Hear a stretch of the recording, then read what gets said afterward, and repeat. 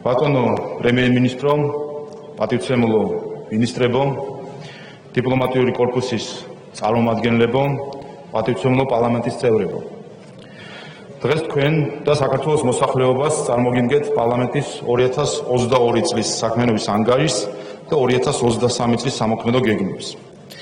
მართლაც საპარლამენტო ცხოვრების აქტიურად განახლებამდე ახლა არის საუკეთესო დრო, რათა შევაჯამოთ წინაწელი, გავიაზროთ ჩვენი მიღწევები და გამოწვევები და ახალი გეგმებით შევუდგეთ მოსახლეობის საუკეთესო ინტერესების დაცვას და მათთვის ყოველდღიურობის გაუმჯობესებას. 2022 წელი საერთაშორისო დონეზე რთული წელი გახდათ. რუსეთის აგრესიამ უკრაინის წინააღმდეგ 10,000-ობით ადამიანის, მათ შორის ბავშვების სიცოცხლე შეიწირა. საფრთხე შეუქმნა მსოფლიო უსაფრთხოების არსებულ არქიტექტურას და საერთაშორისო წესრიგს, გამოიწვია გლობალური არასტაბილურობა, სურსათისა და ენერგოკრიზისები. მიუხედავად იმისა, რომ რუსეთის აგრესია ჩვენთვის უცხო ან მოულოდნელი ვერ იქნებოდა, საქართველოსთვის, როგორც ამ რეგიონის წევრი ქვეყნისთვის, მაინც განსაკუთრებულ გამოწვევად იქცა ამ მასშტაბის დაპირისპირება. ასეთ ვიდეოებაში საქართველოსთვის მნიშვნელოვანი იყო როგორც ჩვენი მეგობარი სახელმწიფოს უკრაინისა და მისი მოსახლეობის მხარდაჭერა, ისე უპირველეს ყოვლისა საქართველოში მშვიდობის შენარჩუნება და კონფლიქტის შედეგად წარმოქმნილი კრიზისებისგან ჩვენი მოსახლეობის მაქსიმალური დაცვა. ფიქრობ, ამ თულ ამოცანას საქართველოს მთავრობასთან ერთად საქართველოს პარლამენტმაც წარმატებით გავართვით თავი და მოსახლეობა დააფასებს ამ ძალისხმევას. ქალბატონებო და ბატონებო, 2022 წლის განმავლობაში პარლამენტი აგრძელებდა მუშაობას ყოვლისმომცველი მარეგულირებელი ჩარჩოს გაუმჯობესებას. 2022 წელს პარლამენტმა მიიღო 298 კანონი. ახალი კანონები უკეთ იცავს მომხმარებელთა უფლებებს, ხელს უწყობს ქალების გაძლიერებასა და გენდერული ნიშნით ძალადობასთან ბრძოლას, ქმნის ბევრ ახალ შესაძლებლობას სოფლის მეურნეობის, განათლების, უსაფრთხოების, გარემოს დაცვის, კულტურის, ჯანდაცვისა და სხვა სექტორებში. საქართველოს პარლამენტმა მთავრობასთან ერთად შესაბამისი საკანონმდებლო ჩარჩოს შექმნით ხელი შეუწყო ქვეყანაში ორნიშნა ეკონომიკურ ზრდას. აღსანიშნავია, რომ 2022 წლის 15 დეკემბერს საქართველოს პარლამენტმა მიიღო საქართველოს 2023 წლის სახელმწიფო ბიუჯეტი, რომლის მიხედვითაც გაზრდილია მოსახლეობის ჯანდაცვის, სოციალური დაცვის, საპენსიო უზრუნველყოფის, თავდაცვის, გარემოს დაცვისა და სოფლის მეურნეობის, განათლების, ინფრასტრუქტურული პროექტების დაფინანსება. ეს ჩვენი მოსახლეობისთვის ნიშნავს ამ მიმართულებით უკეთეს პირობებს, უკეთეს სტანდარტებს, უფრო მაღალ ხარისხსა და უკეთეს ხელმისაწვდომობას. ასევე მივიღეთ საკანონმდებლო პაკეტი, რომელიც საქართველოს ერთიან ევროგადახდის სივრცეში ინტეგრაციის შესაძლებლობას მისცემს.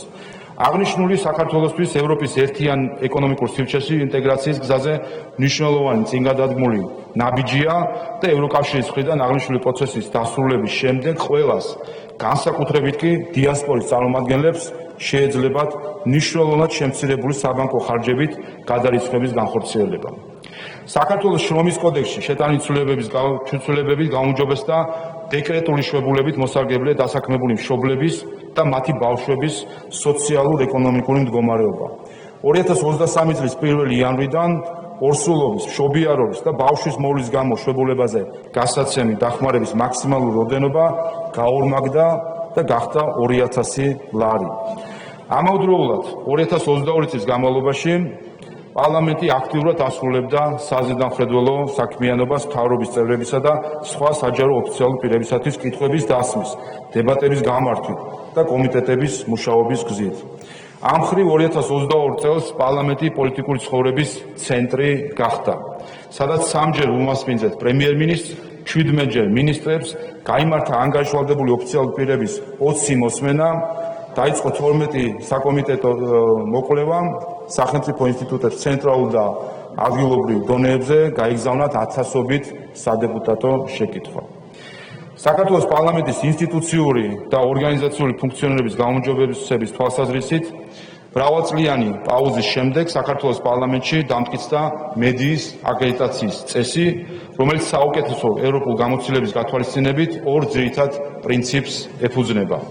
პირველი, მედიისთვის მუშაობის სათანადო პირობების შექმნა საპარლამენტო საქმიანობის შესახებ საზოგადოების სრული და დროული ინფორმირების მიზნით და მეორე, პარლამენტის წევრებისთვის, აპარატის თანამშრომლებისთვის და პარლამენტის ვიზიტორებისთვის სათანადო სამუშაო გარემის გარემოს შენარჩუნების უზრუნველყოფა. აკრედიტაციის წესი სრულად მიმდინარე წლის 1 მარტიდან ამოქმედდება. ჩვენ ასევე აქტიური ვიყავით საპარლამენტო დიპლომატიის მიმართულებით. სოფლიოში მიმდინარე კრიზისების ფონზე საპარლამენტო დიპლომატიის გამოყენებით ჩვენ განსაკუთრებული ძალისხმევა გავწიეთ საქართველოს საგარეო პოლიტიკური პრიორიტეტების განსახორციელებლად.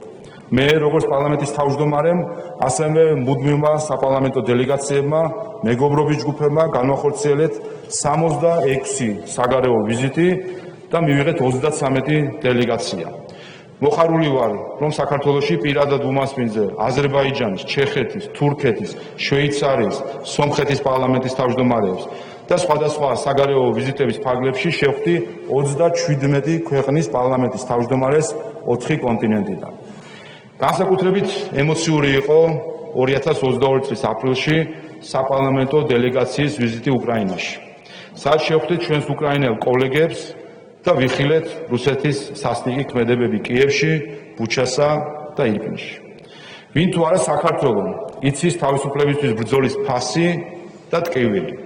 ამიტომ საქართველოს მტკიცე დიპლომატიურ, პოლიტიკურ და ჰუმანიტარულ მხარდაჭერასთან ერთად ეს ვიზიტი იყო საქართველოს სოლიდარობის გამოხატვა უკრაინელი ხალხის მიმართ თავისუფლებისთვის ბრძოლაში. გასულ წელს საქართველოს მთავრობის და მუნიციპალიტეტების ხელშეწყობით საქართველოს და უკრაინის პარლამენტის მეგობრობის ჯგუფების ორგანიზებით უმასპინძლეთ უკრაინელ ბავშვების რამდენიმე ჯგუფს, რათა მათ შესაძლებლობა ჰქონოდათ მცირე ხნით მაინც მოწყვეტოდნენ ომის სისასტიკეს და ამ სასტიკ რეალობას.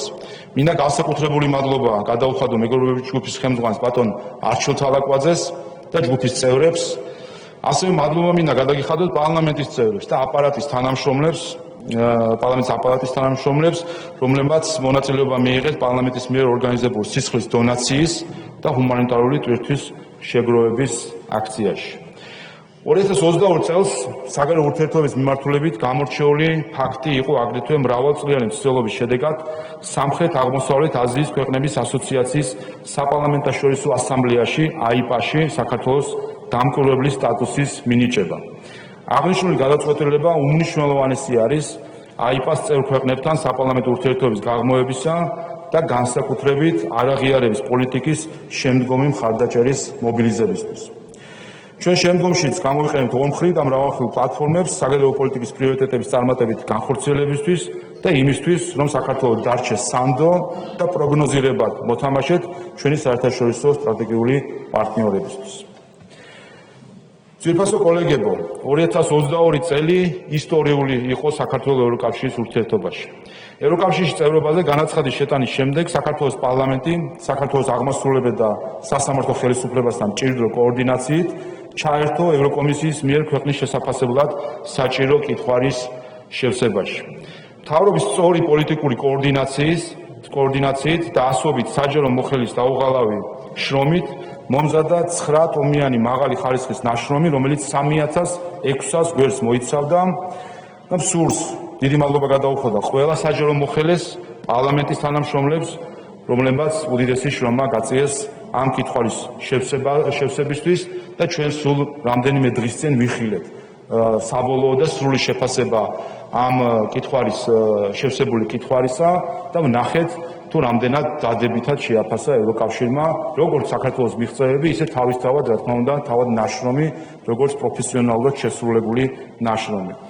2022 წლის ივნისში საქართველოს ევროპული პერსპექტივა მიენიჭა, რამაც განამტკიცა საქართველოს გზა ევროკავშირის წევრობისკენ.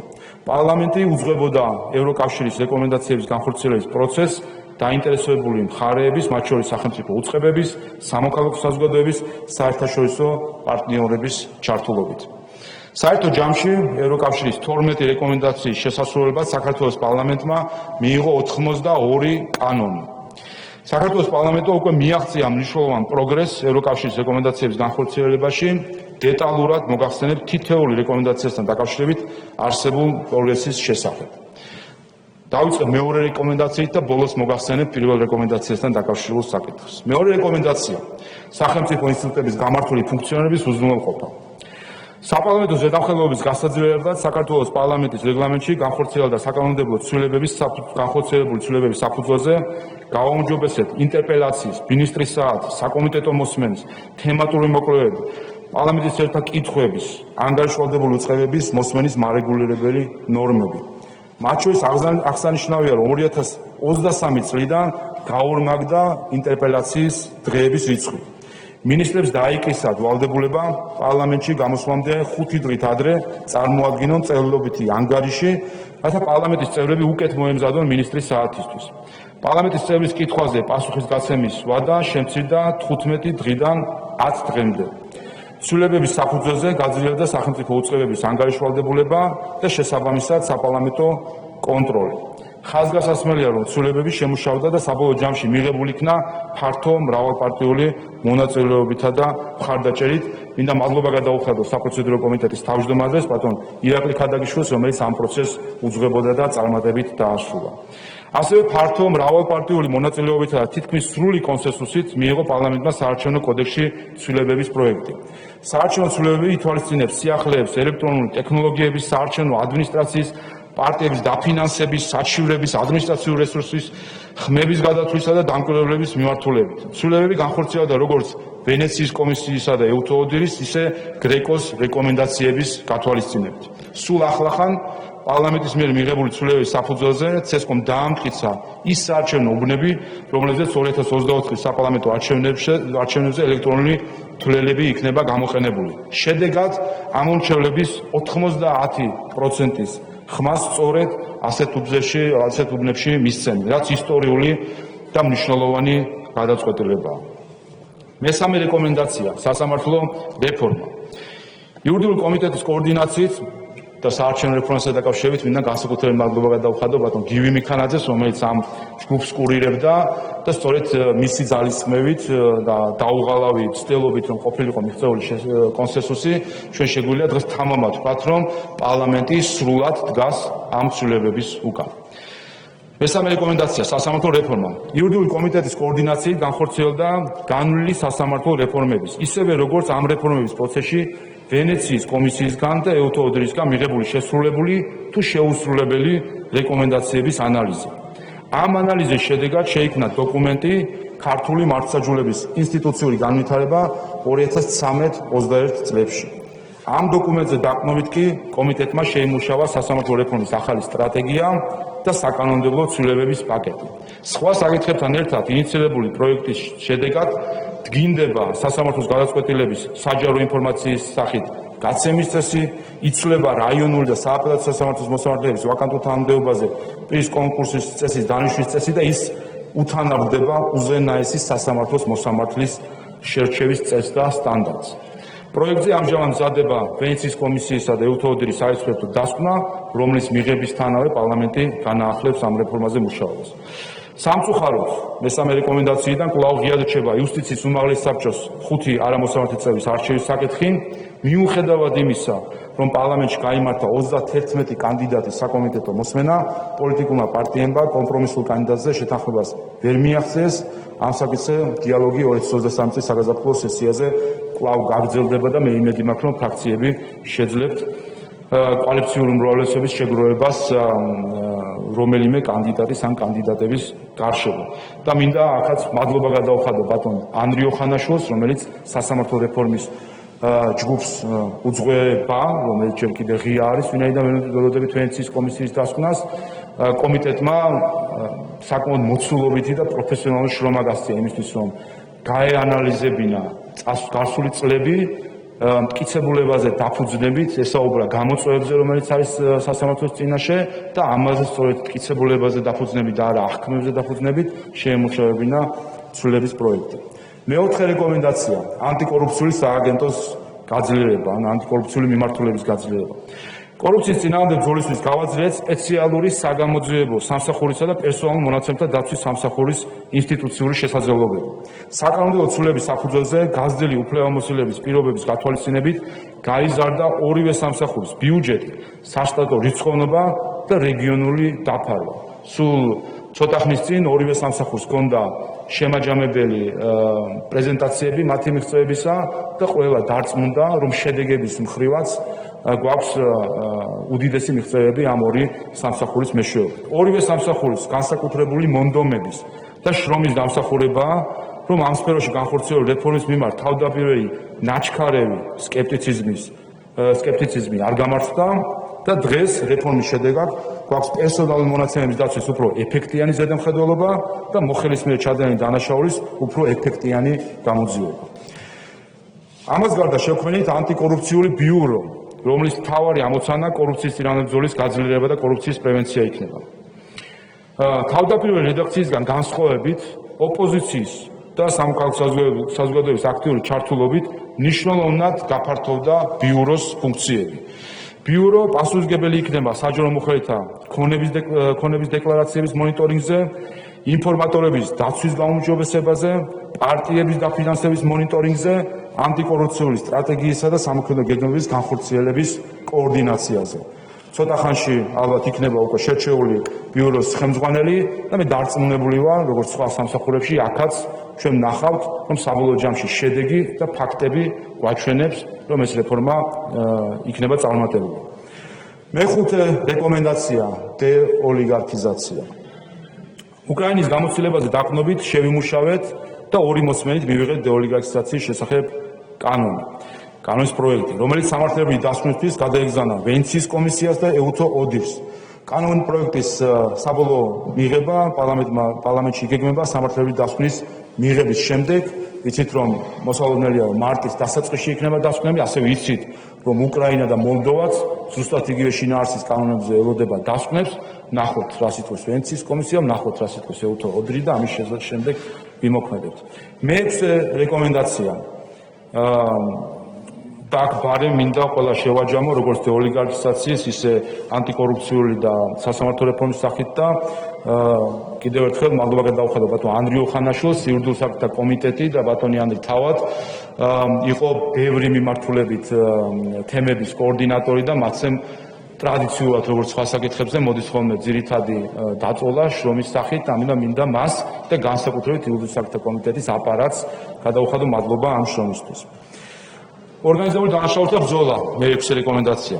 პარლამენტის თავდაცვითი და უშიშროების კომიტეტში შეიქმნა ორგანიზებული დანაშაულთა ბრძოლის გაძლიერების უწყებათშორისი სამუშაო ჯგუფი, რომელსაც მოამზადა გამოვლენილი ხარვეზების სიღრმისეული შეფასება და მასზე დაყრდნობით შეიმუშავა 2023-2024 წლების გეგმა, რომელიც 76 აქტივობისგან შედგება.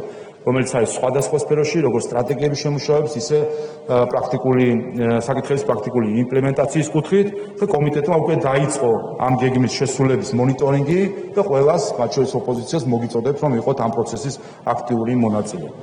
მინდა მადლობა გადაუხადო ბატონ ირაკლი ბერაიას, რომელიც ამ საკითხს კურირებდა და წარმატებით განახორციელა. მეშვიდე რეკომენდაცია, დამოუკიდებელი მედია გარემო. აქ პროფესიონალური, დამოუკიდებელი და პლურალისტური მედია გარემოს ხელშეწყობის მიზნით მივიღეთ ცვლილებები მაუწყებლობის შესახებ კანონში, რომლითაც დაუნერგეთ ევროკავშირის აუდიო-ვიზუალური მედია სერვისების დირექტივით გათვალისწინებული საუკეთესო ევროპული სტანდარტი. აღნიშნული ცვლილებები წარმოადგენს ევროკავშირის საქართველოს ასოცირების ხელშეკრულებით გათვალისწინებულ მრავალწლიან ვალდებულებას. პროექტი ჯერ კიდევ 2018 წელს შემუშავდა, თუმცა სამწუხაროდ წლების განმავლობაში ყომდებოდა მისი მიღება და კარგია, რომ ჩვენმა პარლამენტმა, მათ შორის სწორედ რეკომენდაციების განხორციელების ფარგლებში შეძლო ამ ცვლილების მიღება და ამ ცვლილების სიკეთეს იგრძნობს როგორც უპირველეს ყოვლისა თავად მედია, ისე რა თქმა უნდა საზოგადოებაც. მერვე რეკომენდაცია მოწყვლადი ჯგუფების და აქ მინდა მადლობა ბატონ მიხეილ სარჯველაძეს და ასევე ბატონ დავით სონღულაშვილს გადავხადო, რომელიც ჩართულები იყვნენ ამ საკითხში. მერვე რეკომენდაცია მოწყვლადი ჯგუფების უფლებების დაცვა. საქართველოს მთავრობამ შეიმუშავა და საქართველოს პარლამენტს დასამტკიცებლად წარმოუდგინა საქართველოს ადამიანის უფლებათა დაცვის ეროვნული სტრატეგიის პროექტი 2020-2030 წლებისთვის. ადამიანის უფლებათა დაცვისა და სამოქალაქო ინტეგრაციის კომიტეტი უკვე განიხილავს ამ კონცეფციას, იყო შეხვედრები, მეც ვიღებდი ამსეთ შეხვედრებში მონაწილეობას და უახლოეს პერიოდში პარლამენტი აპირებს, რომ დაამტკიცოს ეს სტრატეგია და ამით უპასუხოს მერვე რეკომენდაციას. მეცხრე რეკომენდაცია გენდერული თანასწორობა და ბატონ მიხეილ სარჯულაძეს კიდევ ერთხელ მადლობა ამ საკითხზე მუშაობისთვის. მეცხრე რეკომენდაცია გენდერული თანასწორობა ქალთა მიმართ ძალადობის წინააღმდეგ ბრძოლა. გენდერული თანასწორობისა და ქალთა მიმართ ძალადობის წინააღმდეგ ბრძოლის გაუმჯობესებისთვის პირველად საქართველოს პარლამენტის ისტორიაში დავნერგეთ გენდერული ზეგავლენის შეფასების ინსტრუმენტი. რაც გულისხმობს იმას, რომ ყველა საკანონმდებლო ინიციატივის განმარტებით ბარას დაემატება პუნქტი გენდერული თანასწორობის შესახებ, რომელიც აქცენტირებული იქნება გენდერული ნიშნით მოსალოდნელ სავარაუდო გავლენებზე და მის შეფასებაზე. კრიზისული ცენტრის მომსახურებით სარგებლობის საჭიროებისას გავამარტივეთ სახელმწიფო სერვისებზე წვდომა. ძალადობის ხელთათის მხარდაჭერის სერვისების მარტივად და შეუფერხებლად სარგებლობის უზრუნველსაყოფად გავაუქმეთ მსხვერპლის სტატუსის არსებობის წინაპირობა. ფართო მრავალპარტიული მხარდაჭერით მივიღეთ გენდერული თანასწორობის სახელმწიფო კონცეფცია და ქალთა ეკონომიკური გაძლიერების კონცეფცია. მინდა მადლობა გადაუხადო ხალბატონ ნინო წილოსანს და ბატონ მიხეილ სარჯულაძეს და მთლიანად ასევე გენდერული თანასწორობის საპარლამენტო საბჭოს, რომელიც გამოირჩევა ზოგადად თავისი აქტიურობით, საზოგადოების მხრიდან ინტერესით, ყურადღებით და ჩართულობით. არის ერთ-ერთი გამორჩეული საბჭო ჩვენს პარლამენტში, რომელშიც უმრავლესობა ოპოზიცია თანაბრად აქტიურად მონაწილეობს და მე ძალიან მახარებს ეს ფაქტი. მეათე რეკომენდაცია სამოქალაქო საზოგადოების ჩართულობა. ევროკავშირის მეათე რეკომენდაციის ფარგლებში, რომელიც გულისხმობს სამოქალაქო საზოგადოების ჩართულობის უზრუნველყოფას გადაწყვეტილების მიღების პროცესში, პარლამენტმა უზრუნველყო აღმოსავლეთ პარტნიორობის სამოქალაქო საზოგადოების ფორუმის საქართველოს ეროვნული პლატფორმის წარმომადგენლების ჩართულობა ყველა საპარლამენტო სამუშაო ჯგუფში. სურს ეროვნული პლატფორმისა და მისი წევრებისადმი მადლიერება გამოვხატო სამუშაო პროცესში ნაყოფიერი თანამშრომლობისთვის და მაქვს მოლოდინი, რომ ეს თანამშრომლობა მომავალშიც გაძლიერდება. მე წელს უკვე მქონდა პირველი შეხვედრა პლატფორმის წარმომადგენლებთან და ჩვენ გავცვალეთ მოსაზრებები იმასთან დაკავშირებით, თუ რა შესრულდა, რა არის კიდე გასაკეთებელი და ვფიქრობ, რომ მნიშვნელოვანია, რომ ჩვენ ერთად გავიაროთ ეს გზა 12 რეკომენდაციის შესრულებისა. მე-11 რეკომენდაცია საქართველოს სასამართლოების მიერ ადამიანის უფლებათა ევროპული სასამართლოს გადაწყვეტილების გათვალისწინება. საქართველოს პარლამენტმა შეიმუშავა საქართველოს სასამართლოების მიერ ადამიანის უფლებათა ევროპული სასამართლოს გადაწყვეტილების აქტიურად გათვალისწინების ხელშეწყობის მექანიზმები. ამ საკითხზე მუშაობა როგორც სახალხო დამცველის, ისე არასამთავრობო ორგანიზაციის ფართო ჩართულობით მიმდინარეობდა და ხაზგასასმელია, რომ ეს ცვლილებები სრული კონსენსუსით იქნა მიღებული და აქაც მინდა კიდევ ერთხელ მადლობა გადაუხადო ბატონ მიხეილ სარჯულაძეს, რომელმაც ეს კონსენსუსი სწორედ იმ ფორმატით, რომელიც იყო შექმნილი, უზრუნველყო. და ბოლო მე-12 რეკომენდაცია სახალხო დამცველის არჩევა. სამწუხაროდ სახალხო დამცველის არჩევის პირველი ცდილობა უშედეგო აღმოჩნდა. პარტიები ვერ შეთანხმდნენ კანდიდატზე, რომელიც კოალიციური უმრავლესობის მხარდაჭერის მიღებას შეძლებდა. ჩვენ, რა თქმა უნდა, გავაგრძელებთ კონსულტაციებს ამ მიმართულებით და დარწმუნებული ვარ, რომ საპარლამენტო პარტიების მხრიდან საკუთარი ამორჩევლების წინაშე პასუხისმგებლობით სრულად გააზრების პირობებში სახალხო დამცველის კანდიდატზე შეთანხმება შესაძლებელია. ახლა კი დაუბრუნდები პირველ რეკომენდაციას, დეპოლარიზაციას. ხშირად გვესმის, რომ პოლარიზაცია არის საქართველოს ერთ-ერთი უმნიშვნელოვანესი გამოწვევა. შესაძლოა ეს ასეა, თუმცა პირველი ქვა იმ ქვეყანამ ისროლოს, რომელშიც საქართველოზე ნაკლები პოლარიზაციაა. რეალობა კი ის არის, რომ პოლარიზაცია თანამედროვე პოლიტიკის ახალ ნორმად, პოლიტიკური კონკურენციის ახალ ფორმად იქცა. ეს შეგვიძლია დავინახოთ როგორც დადებითი ან უარყოფითი მოვლენა, მაგრამ ეს არის ფაქტი. და ამას ბევრი გარემოება განაპირობებს, რომელიც არ არის უნიკალური საქართველოსთვის. ამ ფონზე, რა თქმა უნდა, შემაშფოთებელია, როდესაც საქართველოს გულშემატკივრობასთან ერთად რიგ შემთხვევაში ამ ტერმინით საქართველოს სტიგმატიზების ცდილობებიც იკითხება. სინამდვილეში ქართული პოლიტიკის პრობლემას არა პოლარიზაცია, არამედ რადიკალიზაცია წარმოადგენს.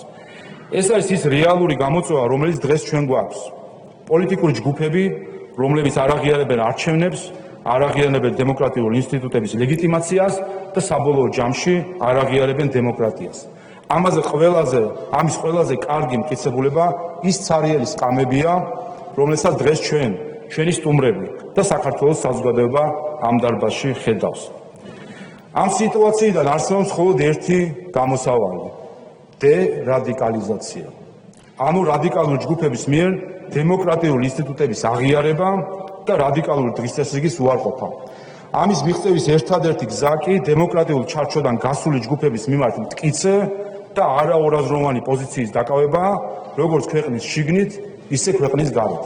ეს არის ერთადერთი გზა. ქალბატონებო და ბატონებო, მოგესალმებით 2024 წლიდან პარლამენტის არჩევა მოხდება სრულად პროპორციული წესით, რაც მნიშვნელოვნად შეცვლის პარლამენტის მუშაობის სტილს და შესაძლოა ასევე აღქმას საზოგადოებაში. უკვე წლებია იზრდება ამას გარდა თანამედროვე განვითარებისთვის პარლამენტის მხრიდან ფეხის აწყობის აუცილებლობა, იქნება ეს ციფრული ტექნოლოგიებისა თუ კომუნიკაციების ახალი მმართველობის დანერგვა, თუ ჩართულობისა და ღიაობის ახალი ინიციატივის შემოტანა. აღნიშნული საჭიროებს პარლამენტში ორგანიზაციული სტრუქტურის, ასევე საპარლამენტო ცხოვრების წესებისა და პროცედურების გაუმჯობესებას. ორგანიზაციულ გაძლიერებას. ყველა მიმართულებით 2022 წელი დაეთმო მოსამზადებას სამუშაოებს და მიმდინარე წელს გავაგრძელებთ ამ პროცესს. რათა 2024 წლის ბოლოს შემდეგი მოწვევის პარლამენტს ინსტიტუცია შეხვდეს ორგანიზაციულად გამართული, თანამედროვე ინსტრუმენტებით და გაუმჯობესებული კომპეტენციებით. საქართველოს პარლამენტი გამოირჩევა თავისი ღიაობით სტუმრების მიმართ და ვიზიტორების მიმართ. ვიზიტორების პროგრამის ფარგლებში პარლამენტმა 2022 წლის განმავლობაში უმასპინძლა 327 ჯგუფს, 5500-მდე ვიზიტორს. ჩვენ ყველა ვართ ხოლმე მომსწრე, როდესაც ჩვენთან სტუმრად არიან სკოლის მოსწავლეები, სტუდენტები, რომლებიც ეცნობიან პარლამენტს და მის საქმიანობას. იმ მიზნით, რომ პარლამენტში თითოეული ვიზიტორის, განსაკუთრებით ახალგაზრდების მიერ გატარებული დრო იყოს მაქსიმალურად ღირებული და დასამახსოვრებელი, მიმდინარე წელს გეგმავთ სამოქალაქო განათლების ცენტრის დაარსებას, რომელიც იქნება სპეციალური სივრცე მოსწავლეებისა და სტუდენტებისთვის. ასაკობრივ კატეგორიებზე მორგებული სასწავლო მოდულების მეშვეობით მათ ექნებათ შესაძლებლობა მეტი გაიგონ საპარლამენტო საქმიანობის, სახელმწიფო მოწყობის, დემოკრატიული ღირებულებების და ფასეულობების შესახებ, სიმულაციური თამაშებში მონაწილეობითა და პროექტებზე ერთობლივი მუშაობით გამოიმუშავონ მოლაპარაკებების, გუნდური მუშაობის უნარები. ის სტუმრები, სკოლის მოსწავლეები, რომელიც ჩვენთან მოვლენ, მათ დახვდებათ უკვე სრული პროგრამა, რომელშიც იქნება თავდაპირველად საკითხების გაცნობა, შემდეგ დათვალიერება შენობის, მუზეუმის, ასევე პარლამენტის ხომალდზე დასწრების შესაძლებლობა. შეჯამებისთვის 2023 წლის თებერვალში ევროკომისია უკვე დაიწყებს ევროკავშირის რეკომენდაციების შესრულების მხრივ საქართველოს პროგრესის შეფასებას. ამ მხრივ უკვე არსებული მნიშვნელოვანი ხელშესახების შედეგების 2023 წლის 3 თებერვლის ევროკომისიის მიერ გამოქვეყნებული პოზიტიური სექტორული ანგარიშისა და მიმდინარე წელს ევროპული ინტეგრაციის მიმართულებით დაგეგმილი ღონისძიებების გათვალისწინებით ვიტოვებ იმედს, საქართველოს ძალისხმევა ამჯერად სათანადოდ დაფასდება და ევროკავშირი მოგვანიჭებს კანდიდატი ქვეყნის სტატუსს. ამრიგად, შემდგომი პროგრესი ევროკავშირში გაწევრიანების გზაზე, პარლამენტის ინსტიტუციური გაძლიერება და საქართველოს უსაფრთხოებისა და სოციალურ-ეკონომიკური განვითარების ხელშეწყობა არის ის პრიორიტეტები, რომლებიც 2023 წელს განსაზღვრავს საქართველოს პარლამენტის დღესასწაულს. იმედი მაქვს, ერთობლივი მუშაობით გვექნება მნიშვნელოვანი შედეგები, რომლებიც კიდევ უფრო განამტკიცებს ჩვენი ქვეყნის მშვიდობიან, ეკონომიკურად ძლიერ, სტაბილურ და ევროპულ მომავალს. დიდი მადლობა.